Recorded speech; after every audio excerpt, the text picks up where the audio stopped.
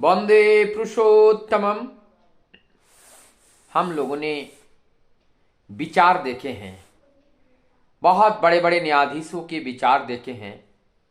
आज हम सब लोगों को, आप सब लोगों को लेके चलेंगे ठाकुर जी के जजमेंट को दिखाने के लिए। ठाकुर जी का जो न्याय है, ठाकुर जी की अदालत में आप सबको लेकर चलते हैं। ठाकुर जी आज क्या विचार करते हैं, उस विचार को हम लोग देखेंगे। एक दादा जिनका नाम है श्री खगेन तफादारदा और एक का नाम है श्री भोलानाथ सरकारदा। भोलानाथ सरकारदा उम्र में ठाकुर जी से भी बड़े हैं और खगेन तफादारदा ये उम्र में भोलानाथ दास से कम है। भोलानाथ दा हिमायतपुर पाबना से ठाकुर जी के साथ हैं और खगेन तफादारदा बाद में ठाकुर जी के पास आते हैं। और ये खगेन तफादारदा भी अद्वैत के वंशधर, गौरांग महाप्रभु के जो पार्षद अद्वैत के वंशधर के हैं। और एक घटना ऐसा घटित हुआ। एक दिन खगेन तफादारदा और भोलानाथ दास से किसी बात को लेकर के विवाद हो गए और विवाद होने से भोलानाथ दा गाली गलौज करने लगे और डंडा लेकर के खगेन तफादार को मारने के लिए पीछे पीछे दौड़ने लगे। और जब ऐसी घटना हुई तो खगेन तफादारदा दौड़ते हुए ठाकुर जी के पास आते हैं। उस समय ठाकुर जी वर्तमान में जो मेमोरिया है, उस मेमोरिया वही एक घर था, बड़ल बांग्लो। वहां पे बीचों बीच में ठाकुर बैठे हुए हैं। साथ में बहुत सारे भक्त लोग वहां उपस्थित हैं।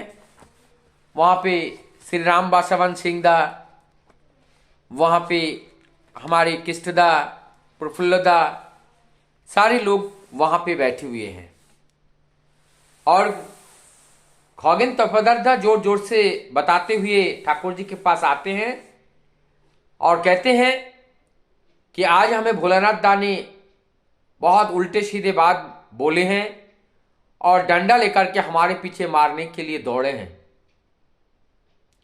ये बात सुनकर वहां पर जो बासवंदा बैठे हुए थे, जो राम बासवन सिंह दा, बासवंदा को बताए हैं कि आप जाओ तो भोलानाथ दा को बुला के लेके आओ। और भोलानाथ दा के पास जाते हैं। जामतला के घर के पास भोलानाथ दा वहां रहते थे। जाकर के भोलानाथ दा को बुलाएं और ठाकुर जी की बात सुनकर भोलानाथ दा जल्दी ही सब अपने कपड़े अपने लपेट के अपने पहन के दौड़ते हुए आए।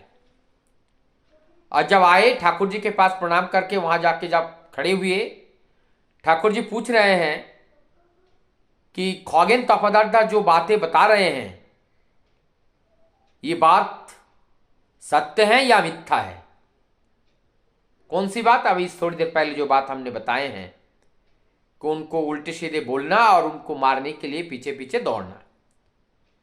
भोलानाथ दा चुपचाप रहे और उन्होंने स्वीकार किया कि हाँ, मैंने ऐसा किया। तब जाकर के ठाकुर जी का जो भाव भंगिमा और उनका मुखमंडल पूरी एकदम मलिन सा हो गया, अंधकार सा हो गया और अपने आप को धिक्कारने लगे, अपने आप को क्रोधित होने लगे और दुखित भी होने लगे और अपने आंखों में पानी भरा हुआ छल छल नयनों में अपने आप को कोस रहे हैं। कोसते हुए ठाकुर जी आप गंभीर होकर के कह रहे हैं, ये जो गलती है ये भोलानाथ सरकार डाका नहीं है, ये गलती मेरा गलती है। कई बार ठाकुर जी ने इस बात को रिपीट करने के बाद उन्होंने ठाकुर आप सजा सुना रहे हैं। अब साजा क्या है? साजा ये है कि आप भोलानाथ दा को ठाकुर जी के कान पकड़कर, उस कान पकड़कर खींचना है और गाल में थप्पड़ जड़ना है। ये ठाकुर जी का आशीर्वाद है। और इस बात को सुनकर भोलानाथ दा के दोनों आंखों से आंसू बह रहे हैं।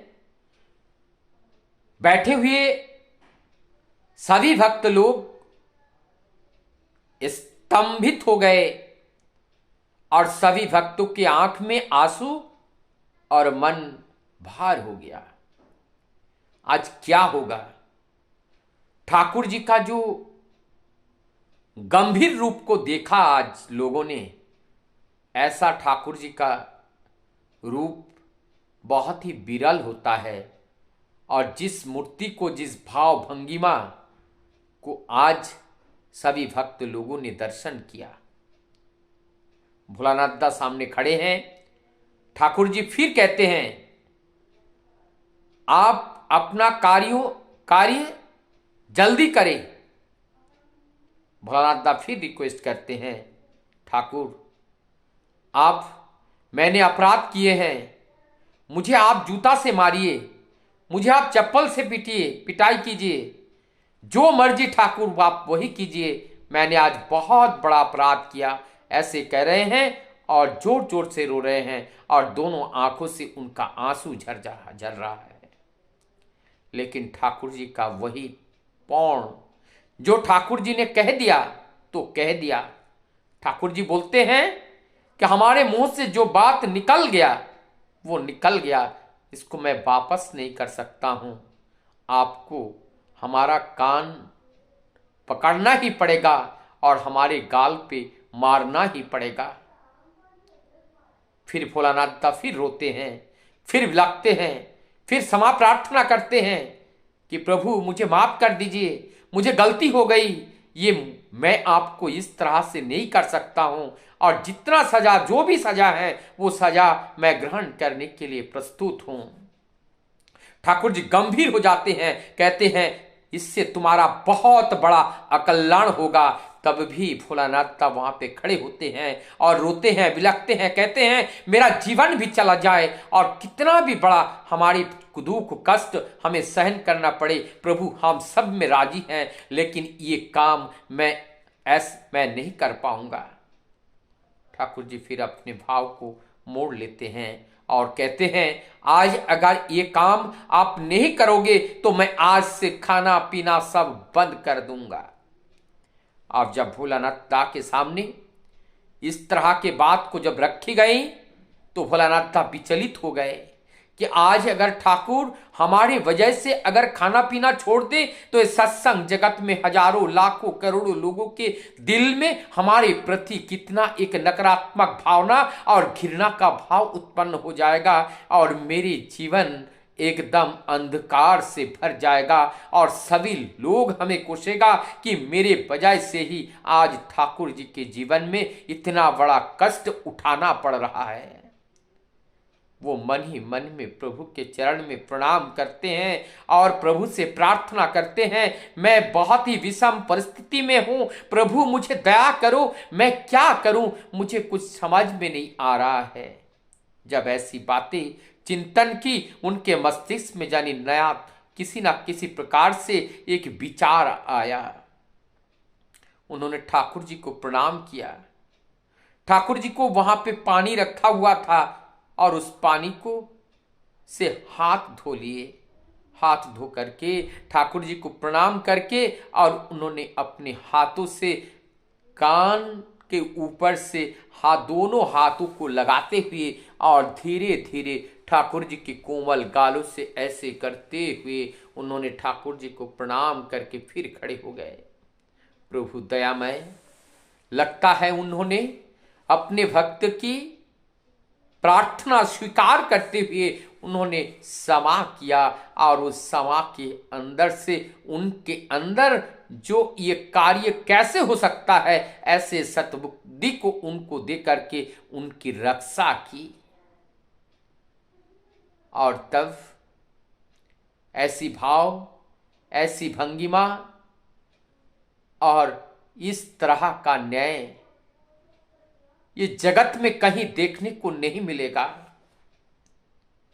जहां पर जो अपराधी हैं, अपराधी को ऐसा सजा मिला कि जीवन में वो अपराध करने के लिए सोच ही नहीं सकता है, वो अपराध कभी नहीं करेगा। लेकिन अपराध जिसके प्रति किया उनसे दुश्मनी भी नहीं हुआ, उनसे और प्रेम बढ़ा, उनसे और प्रीति बढ़ा।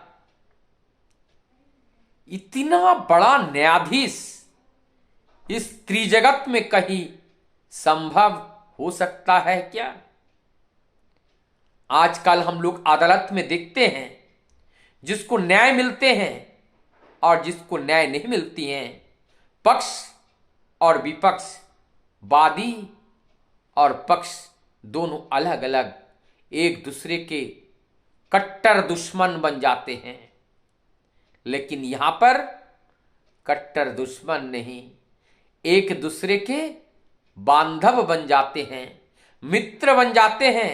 एक दिन के लिए नहीं, चिरतर के लिए वो मित्र बन जाते हैं। और जिस अपराध के वजह से उनको आज इस कारागार में दंड मिला, जिस कृत्य कार्य के वजह से, वो कृत्य कार्य इस जीवन तो क्या, सामने आने वाले अनेकों जीवन में वो कार्य ना करने का प्रतिज्ञा करते हैं। ऐसा है ये न्यायालय। इस न्यायालय में भूल को संशोधन किया जाता है। इसलिए परमदयाल श्री ठाकुर जी ने इस जेल खाना को एक नाम दिया था, शोधनगार। ये शोधनगार होना चाहिए, और ये एकमात्र वही अदालत हो सकता है, परम पिता का अदालत। इसके अलावा कहीं पर भी ऐसा विचार संभव नहीं है। वंदे पुरुषोत्तम।